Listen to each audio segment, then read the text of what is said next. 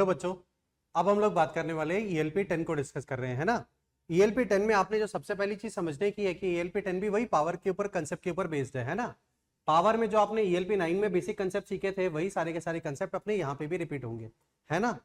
तो चलिए क्वेश्चन से स्टार्ट करते हैं। यहाँ पर सबसे पहला क्वेश्चन देखिएगा, in two bulbs are connected in the household circuit. Household circuit मतलब सीरीज में कनेक्ट किया या पैरेलल में? पैरेलल। सबसे पहले जवाब ये आ जाना चाहिए। अच्छा, पैरेलल में वोल्टेज सेम होगा तो पावर का फॉर्मूला जरा सोच के बताइएगा, वी स्क्वायर बाई आर। तो जिसका रेजिस्टेंस कम उसकी ब्राइटनेस ज्यादा, है ना। Which one bulb glows brighter than the other, which of the following has the large resistance. जिसका रेजिस्टेंस कम उसकी पावर ज्यादा, या उल्टा लिखें तो रेजिस्टेंस इज इक्वल टू आ जाएगा वी स्क्वायर बाई पी। अब बताओ, जिसकी पावर कम उसका रेजिस्टेंस ज्यादा, है ना। जो ज्यादा तेज चल रहा है उसकी पावर ज्यादा है, उसकी पावर ज्यादा मतलब उसका रेजिस्टेंस कम, है ना। तो बल्ब हैज लार्जर रेजिस्टेंस, किसका रेजिस्टेंस ज्यादा होगा? P brighter is greater than P dim, यानी R brighter is less than R dim. जो धीमा चल रहा है उसका रेजिस्टेंस क्या होगा? ज्यादा। समझ में आ गया? ये मतलब है जो यहां पर निकालने वाली बात थी। तो घर पे ज्यादा तेज कौन चलता? 100 वॉट या 1000 वॉट? 1000 वॉट वाला। पक्का? अगला क्वेश्चन देखिएगा, two electric bulbs whose resistance are in the ratio of 1:2 are connected in series. ये तो क्वेश्चन अपन ने वैसे भी किया हुआ था। Then power dissipated by them. आप याद कीजिए, ELP 9 का क्वेश्चन है, R1 बाई R2 का रेशियो आई स्क्वायर से ऊपर नीचे मल्टीप्लाई डिवाइड कर दीजिए। करंट सीरीज में है तो करंट की वैल्यू सेम होगी, तो यही वैल्यू आ जाएगी P1 बाई P2 की। तो हमने इसको लिखा था R1 by R2 is equal to V1 by V2, that is equal to P1 by P2। तो रेजिस्टेंस का रेशियो 1:2 है तो वोल्टेज का रेशियो भी 1:2 और पावर का रेशियो भी 1:2। समझ में आ गया? सेम वही क्वेश्चन रिपीट है। अगला, two bulbs of 60 watt and 100 watt respectively are connected with इतना, विच बल्ब विल फ्यूज। कौन सा बल्ब फ्यूज होगा? जरा याद करके देखिए, रेटेड पावर दोनों की पता है।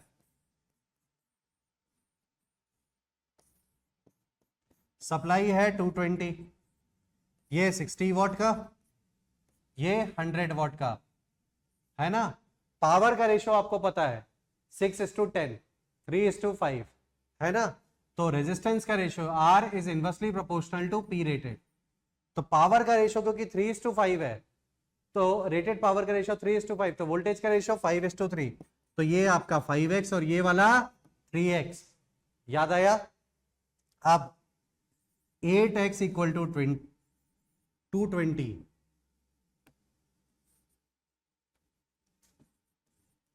x इक्वल टू आ जाएगा 220 बाई 8।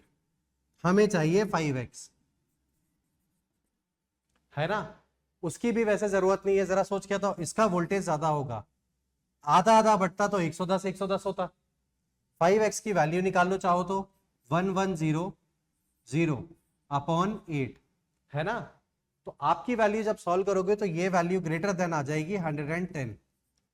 तो कौन सा बल्ब फ्यूज होगा साहब? 60 वॉट वाला बल्ब फ्यूज होगा।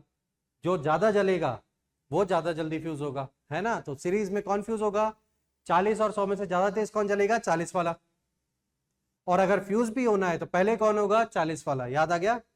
चलिए बेटा, next question, two bulbs whose resistance are in the ratio of 1:2 are connected in parallel with a constant voltage, what will be the ratio of the power dissipated। अब जरा सोचिए, parallel में कनेक्ट किया है तो पावर डिसिपेटेड का ratio की बात कर रहा है। क्योंकि पैरेलल में कनेक्ट किया है तो पावर का फॉर्मूला होगा V स्क्वायर बाई R, है ना। यानी power is inversely proportional to resistance. तो बताओ, P1 by P2 is equal to R2 by R1। R1 by R2 का रेशियो 1:2 है तो R2 बाई R1 का रेशियो 2:1। तो पावर का रेशियो हो जाएगा 2:1। कारण किसमें जुड़ा है? पैरेलल में। 3 identical bulbs are connected in series. अब जरा सोचिए, जब स्विच खुला हुआ था तो तीनों के तीनों को वोल्टेज मिल रहा था V/3, V/3 और V/3। जैसे ही आप स्विच को बंद करोगे बल्ब कुछ ये बदल जाएगा, एक बल्ब, दूसरा बल्ब, और ये लगा बैटरी। जैसे ही आपने स्विच को बल्ब किया तो सी वाला बल्ब तो स्विच ऑफ हो गया शॉर्ट सर्किट होने के कारण। इन दोनों का वोल्टेज बढ़ के हो जाएगा V/2 वोल्टेज V/3 से V/2 हो गया। बताओ वोल्टेज बढ़ा तो पावर की वैल्यू भी बढ़ जाएगी। Brightness of bulb remain same unchange will become dimmer, both bulb A and B will become brighter, कारण दोनों का वोल्टेज बढ़ गया। याद आ गया तरीका? चलिए अगला, two identical bulbs are connected in parallel across an ideal source. ठीक है, सब आइडियल है। Ammeter and voltmeter are ideal. ठीक है, अच्छा अब जरा सोचिए, घर का कनेक्शन है, एक सप्लाई है, एक बल्ब को जोड़ा, एक बल्ब को और जोड़ा, है ना। यहां से जो कुछ करंट जा रहा होगा I, कुछ इधर गया I1, इधर गया I2। अब इसमें से एक बल्ब फ्यूज हो गया, बैटरी का वोल्टेज V है, इसका रेजिस्टेंस R1, इसका रेजिस्टेंस R2। तो बताओ इसका पावर होगा V/R1, इसका वाला V/R2, that is our I2। आप बताओ ऊपर वाला बल्ब फ्यूज हो गया तो यहाँ पे रेजिस्टेंस R1 और V1 तो अभी भी है, तो यहाँ वाला current I1 will be equal to V/R1। तो मेन करंट की वैल्यू जो आई थी that will be equal to I1 हो जाएगी। अब यहां पर सवाल को समझने की बात आ रही है, जरा सोच के देखिएगा। Reading of ammeter will decrease, पहले का जो I था that will be equal to I1 plus I2, दोनों में जो करंट जा रहा था दोनों का कॉम्बिनेशन हमारा I था। अब केवल इस ब्रांच का करंट I है, तो I की वैल्यू पहले के कंपैरिजन में कम हो गई, तो reading of ammeter will decrease. अब डिक्रीज के हिसाब से या तो सेकंड जाएगा या थर्ड जाएगा, but reading of volt meter will remain same, कारण पैरेलल में ही तो लगा है। तो करेक्ट ऑप्शन कौन सा हुआ बेटा? थर्ड। वोल्ट मीटर की रीडिंग सेम रहेगी जबकि एमीटर की रीडिंग कम हो जाएगी, कारण रेजिस्टेंस की वैल्यू बढ़ गई 1 वाट आने पे। पक्का? अगला, a current of 2 ampere passing through a conductor and produces a 80 joule of heat in 10 seconds। ठीक है, अब बताओ करंट पता है, हीट लॉस पता है, वो पता है, तो हीट का formula power into time. Current पता है तो हीट बराबर हो जाएगा I² R into T. Heat 80, I का स्क्वायर 2 का स्क्वायर R इंटू टी के जगह 10। R की वैल्यू सॉल्व करके निकाल लो बेटा, 2 ओम आएगा। तो करेक्ट ऑप्शन कौन सा गया? सेकंड। क्लियर हो गया? अगला, 2 heater wires of equal length, बहुत बढ़िया, आर की वैल्यू इक्वल है, मतलब first connected in series and then connected in parallel. जरा सोच के देखो, पी सीरीज निकालोगे, जब दोनों को सीरीज में जोड़ दिया, घर पे जोड़ रहे हो, तो पावर का फॉर्मूला V²/RR मिलके कितना? 2R। जब आप दोनों रेजिस्टेंस को पैरेलल में जोड़ोगे, P parallel will be equal to V² R effective. Parallel में जोड़ा तो R की वैल्यू R/2 आ जाएगी। आप दोनों का आप रेशियो ले लो, तो P series upon P parallel will be equal to V²/2R into V²/R/2। Cancel out कर लीजिए, तो P series upon P parallel का रेशियो आ गया 1:4, है ना। तो रेशियो हो गया 1:4, ये वाला ऑप्शन। क्लियर हो गया कैसे किया? पक्का? चलिए बेटा next question. An electric kettle has 2 heating coils when one coil is connected to an AC source. एक हीटर पानी को 10 मिनट में गर्म करता है, दूसरा हीटर पानी को 40 मिनट में गर्म करता है। Both are connected in parallel, यानी साइमल्टेनियसली वाले सिचुएशन आ गया।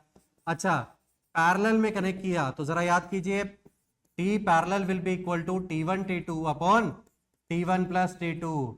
तो सॉल्व कर लीजिए, 10 इंटू 40 अपॉन 50। सॉल्व कर लीजिए बेटा, कितना आ जाएगा? 10 इंटू 40 अपॉन 50 सॉल्व करके आ जाएगा ये 8 मिनट्स। कितना आ जाएगा? 400/50, 8 मिनट्स आ जाएगा। क्लियर है? तो 8 मिनट में पानी गर्म हो जाएगा पहले के कंपैरिजन में। इसी को अगर सीरीज में जोड़ा होता, इन सीरीज में T सीरीज का फॉर्मूला था T1 प्लस T2, तो टोटल कितने मिनट लगते हैं? 50 मिनट डायरेक्टली टाइम ऐड होगा। पक्का? ये एक बहुत बढ़िया सवाल है जो एम्स में पूछा हुआ सवाल था, है ना, उसको अपने ELP में रखा हुआ है। देखिएगा, Q is given by AT minus BT², then find heat produced in resistor R, है ना। क्वेश्चन बढ़िया सा है, जरा देखिएगा। इस क्वेश्चन को हम लोग सॉल्व करते हैं। चार्ज की इक्वेशन गिवन है AT माइनस BT²। पहला सवाल तो मेरा ये है कि सर हीट का फॉर्मूला होता है, चार्ज के टर्म में फॉर्मूला ही नहीं है हमारा, है I square R into D T. I हमारा करंट है, I square R into D T. अब बताओ चार्ज की इक्वेशन आपके पास है, डिफरेंशिएट करके करंट की इक्वेशन निकाल लो तो a minus two B T, ये हमारे करंट की इक्वेशन आ गई। अच्छा, हीट लॉस कब तक होगा? जब तक करंट फ्लो कर रहा है। हीट लॉस कब तक होगा? जब तक करंट फ्लो कर रहा है। तो लिमिट भी तो निकालोगे हीट लॉस में, तो I की वैल्यू 0 पुट करोगे, I equal to 0 implies T equal to आ जाएगा A अपॉन 2B।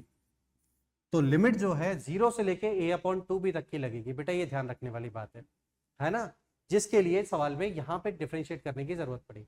अब आ जाइए वापस से हीट निकालने पे, तो heat will be equal to integral I, क्योंकि वेरिएबल है तो इंटीग्रेट करना पड़ेगा, तो a minus two B T का whole square I square R into D T का इंटीग्रेशन, लिमिट है 0 से लेके a अपॉन 2b तक। पक्का? अब बताओ a माइनस बी का होल स्क्वायर है, तो a माइनस बी का होल स्क्वायर का formula a square plus B square minus 2ab, उसे नई पेज पे लिख के करते हैं, देखिएगा। तो h will be equal to integral of r बाहर निकल गया 0 से लेके a अपॉन 2b तक, अंदर आ जाएगा a square plus 4b square T square minus 4ab T into D T. अब आप इंटीग्रेट कर दीजिए, बताइए ए स्क्वायर का इंटीग्रेट करेंगे, ए स्क्वायर तो कांस्टेंट है बाहर आ जाएगा, टी का 1 का इंटीग्रेशन टी आ जाएगा, तो एच इक्वल टू दिखेगा R into A square T plus 4b square T cube by 3,